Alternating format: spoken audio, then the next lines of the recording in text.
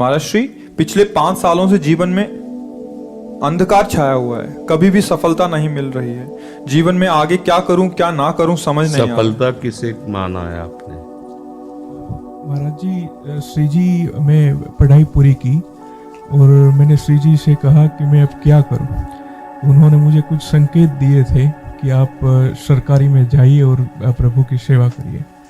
फिर सफलता नहीं मिल रही उसमें एग्ज़ाम में, और अभी है। आप हमारी बात समझिए, आपको श्री जी ने संकेत किया और आप सफलता नहीं प्राप्त कर, दोनों बातें झूठी है ना, दोनों बातें झूठी हैं। आप सत्य को स्वीकार कीजिए। श्री जी के संकेत को आप जानने लगे। आप श्री जी के संकेत तो तभी जब आप उनकी मन की बात जान लेना, तो आप कितने बड़े सिद्ध हो गए। और फिर सफलता किसकी चाहते हो? प्रकृति जन्य की। आप श्री जी के संकेत को जान जाओगे तो श्री जी के प्रेम की सफलता चाहोगे, लोकवत नहीं। और ये लोक की सफलता, सुनो पहले, प्रारब्ध के अधीन है। इसकी सफलता के लिए श्री जी से प्रार्थना मत करो। हमारी बात समझना। विद्यारण्य जी एक बहुत बड़े महापुरुष हुए हैं। उन्होंने अपने माता पिता को सुखी करने के लिए, धन प्राप्ति के लिए गायत्री अनुष्ठान किया। ब्राह्मण कुल में जन्म हुआ था। एक पुरस्चरण 24 लाख गायत्री होता है। उन्होंने एक पुरस्चरण किया, 2 पुरस्चरण किया, एक बार भी कोई धन की प्राप्ति नहीं हुई। आखिरी में उन्होंने संन्यास लिया। जीव संन्यास लिया, माता गायत्री प्रकट हो गई। उनका अब इंद्रासन भी मांगो तो आपका, तो बोले अब क्या जरूरत है, अब तो वैरागी हो गया, विरक्त हो गया। माता पिता भी पधार गए, उनकी सेवा के लिए अर्थ चाहना। 23 पुरस्चरण किए, तो आप तब नहीं आई। तो उनका तुम्हारे अनंत जन्मों में ऐसे 24 महापाप थे जिनके कारण मैं नहीं आ पा रही थी। अब वो 23 पुरण से चरण से नष्ट हुए, पुरस्चरण से, और 24वां तुमने संन्यास लिया। तो अब आप जो चाहो पर, बोले अब चाहिए ही नहीं, क्योंकि अब सन्यासी हो गए, अब तो ब्रह्म प्राप्ति के लिए। तो इससे आभास होता है कि अगर हमारा बुरा प्रारब्ध है तो हमको भोगना पड़ेगा। हम कितना भी प्रयास करें वो हमें, तो हम क्या करें इसमें जिससे हमें परम शांति हो? प्रभु के नाम का जप करते हुए उन पर दृष्टि लगाएं कि प्रारब्ध से हमारा भरण पोषण शरीर का भले, ये हमारा भरण पोषण आपसे होगा नाथ। तो वो एक ऐसे हैं जो आपके प्रारब्ध को भी मिटा देंगे। वो ऐसे शरणागत वत्सल हैं कि सब लिखा पढ़ी अलग कर देंगे। सुदामा जी को दरिद्रता का योग था। ऐसी दरिद्रता, कई कई दिन तक भिक्षा नहीं मिलती थी। ये जितने भी चरित्र हमारे लिए उदाहरण है। मांगने जाते थे तो मांगने से भी नहीं मिलता था, कई कई दिन। तो एक दिन उनकी पत्नी ने कहा कि हमारा आपका तो चरणामृत से भी गुजारा 2 दिन 3 दिन हो, 4 दिन हो, छोटे छोटे बच्चे तो मर जाएंगे ऐसे। कुछ तो उन्होंने कहा, श्री कृष्ण के सिवा हमारा कोई नहीं, अब हम क्या कर सकते हैं? प्रारब्ध जब बिगड़ता है ना, वो कोई सफलता नहीं होने देता। तो एक दिन श्री रुक्मिणी जी प्रसाद ठाकुर जी को भोग पा रही थी, तो वो ऐसे रोक दिए, उदास हो गए।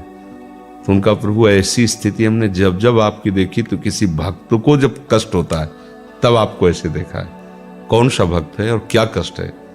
का एक सुदामा नाम के हमारे मित्र हैं, कई दिन से भोजन भी उनको, प्रभु आपके मित्र और मैं आपकी दासी, महालक्ष्मी का अवतार रुक्मिणी, आप हुक्म कीजिए, लोक लोक की संपत्ति वहां। बोले उसको चाह नहीं है, हमारे मित्र को चाह नहीं है, और चाह ना होने पर हम विवश हैं। अगर वो चाह कर ले तो सारी व्यवस्था हो जाए। बोले पैदा करो जाके चाह। बोले उनके हृदय में तो नहीं पैदा कर सकते, हम भी, क्योंकि जिस हृदय में भगवान का आश्रय और निरंतर चिंतन है, वहां माया की चाह नहीं होती। बोले उनकी पत्नी के हृदय में, बोले प्रयास करते हैं जाके। भगवान संत वेश में गए, भिक्षाम दे, निकली। अतिथि का सत्कार करना गृहस्थ का धर्म होता है। हाथ जोड़ा और कहा, हम असमर्थ हैं, आपको भिक्षा नहीं दे सकते। क्यों? बोले हम अपवित्र हैं, हमारे ऊपर सूतक लगा हुआ है। किस बात का सूतक? हमने एक पुत्र जन्मा है, तो ठीक है, हम 10-12 दिन बाद आ जाएंगे।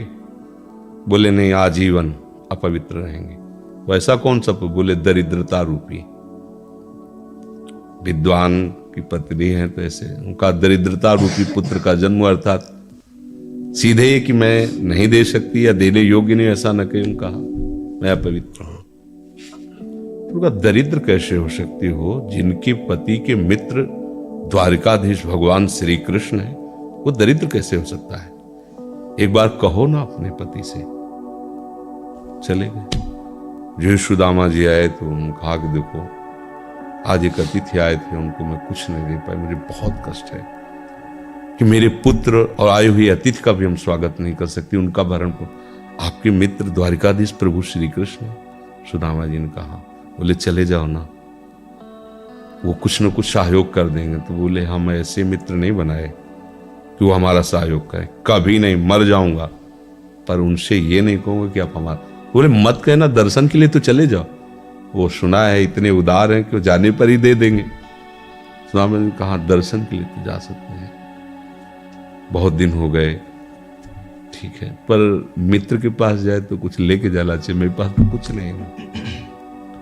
पड़ोस में जैसे किसी से मांगने गई तो, अरे समय जब बिगड़ता कोई नहीं होता साथ। एक ने थोड़ी उदारता दिखाई तो चावल पछोरने पर जो आगे कणका होते चावल के, जो प्राय वो लिए सुदामा जी ने कहा हमारे प्रभु भाव के भूखे, कुछ ले जाएंगे, खाली हाथ तो नहीं है। पोट्री में सारांश में बता रहे हैं, द्वारपालों ने देखा कि हड्डी हड्डी शरीर में कई जगह से फटे वस्त्र, बेवाई फटी हुई, तो दिखाई दे रहा था दरिद्रता की मूर्ति है। तो उनका किससे मिलना है तुमको? तो उनका श्री कृष्ण से। बोले संभाल के बोलो, क्योंकि पार्षद है, अनंत कोट ब्रह्मांडों के नायक प्रभु के ऐसे बोलते कोई श्री कृष्ण को ऐसे गली आए, उनका जाके तो तुम बोलो ना, श्री कृष्ण से जाके कह दो कि एक सुदामा नाम के ब्राह्मण आए हुए। पार्षद गए, वो प्रभु बड़ा अजीब आदमी है, आपका नाम बिना किसी सभ्यता के ले रहा है। वो कह रहा श्री कृष्ण से कह सुदामा, कूद पड़े, भगवान दौड़े। वो पार्षद, वो सब की ब्रह्मा जी शंकर जी आते हैं तो वहां खड़े रहते हैं घंटों, भगवान ऐसे भागे।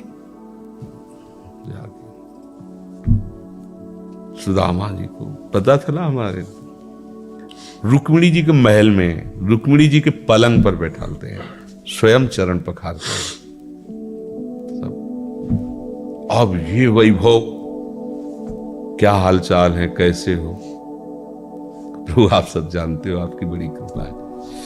तो ब्याह हो गया? हाँ, ब्याह भी हो गए, बच्चे भी हो गए। हमारे पास आए तो कुछ तो लाए ही होगे। और वो सड़े से कपड़े में चावल, कैसी बड़ी बड़ी वो वैभव, महारानियां सब भगवान का। चुप ऐसे बोले, देखो फिर चूक कर रहे हो, हमारे हिस्से की चोरी पहले की थी और फिर चूक कर रहे हो। और उन्हें हिम्मत नहीं पड़ रही थी, इतने महामहिम प्रभु को कैसे हो तंदुर। भगवान ने ऐसे छीला, ओहो, आज तक मुझे ऐसा स्वाद नहीं मिला। भगवान बड़ाई कर रहे, देखो रुक्मिणी जी की आंखों में आंसू आ गया। वो दृश्य भगवान दूसरे पकड़ लिया हाथ, बस प्रभु हम आपकी सिवा नहीं रह सकती। हो भगवान तो सुदामा जी का स्वागत समान, अच्छे कपड़े पहनाए। जब चलने लगे ना तो भगवान की तरफ वो देखते, मतलब कामना नहीं, पर कि देखा पत्नी कह रही थी जाओगे कुछ न कुछ, चले प्रभु? हाँ ठीक, घर से ऐसे चले जाना, हाथ भी खाली। प्रभु ने कहा देखो ये कपड़े जो है ना महंगे हैं, रास्ते में तुम्हें चोर बदमाश, तुम अपनी पोशाक पहने इनको उतार दो। बोले बड़ी कृपा, कपड़े भी उतार लिए और रास्ते में सोचे देखो निगेटिवली सोच रहे, मेरे श्री कृष्ण मुझे कितना प्यार करते हैं। उन्होंने इसीलिए नहीं दिया कि दरिद्र कहीं संपत्ति पाकर मतवाला होकर मुझे भूल न जाए, मुझे कितना प्यार करते हैं। प्रभु के प्यार में मगन होकर सुदामा पूरी खड़ी जैसे द्वारिका। तो उनको भ्रम हुआ कि मुझे लगता है चलते चलते मैं पुनः द्वारिका आ गया। तो वहां पूछ रहे हैं कि ये किसका है। भगवान के पास विधाता है, उनका प्रभु ये तो गलत हो गया, इनके भाग्य में हमने लिखा था क्षय श्री।